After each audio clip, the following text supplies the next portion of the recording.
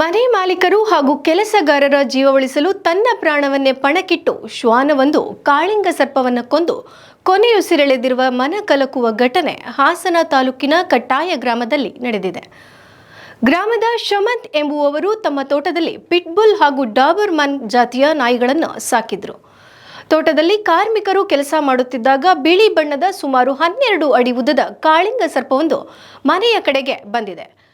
ಮನೆಯ ಮುಂದೆ ಮಕ್ಕಳು ಆಟವಾಡುತ್ತಿದ್ದಾಗ ಬಂದ ಹಾವು ತೆಂಗಿನ ಗರಿಯ ಕೆಳಗೆ ಹೋಗಿದೆ. ಇದನ್ನು ಕಂಡ ಪಿಟ್ಬುಲ್ ಹಾಗೂ ಡಾಬರ್ಮನ್ ನಾಯಿಗಳು ಗರಿಯ ಕೆಳಗಿದ್ದ ಹಾವನ್ನು ಎಳೆದು ಅದರೊಂದಿಗೆ ಸೆಣಸಾಡಿವೆ. ಈ ವೇಳೆ ಪಿಟ್ಬುಲ್ ನಾಯಿಯ ಮುಖಕ್ಕೆ ಹಾವು ಕಚ್ಚಿದ್ದು, ಆದರೂ ಹಾವಿನೊಂದಿಗೆ ಸುಮಾರು 15 ನಿಮಿಷಕ್ಕೂ ಹೆಚ್ಚು ಕಾಲ ಕಾದಾಟ ನಡೆಸಿದೆ.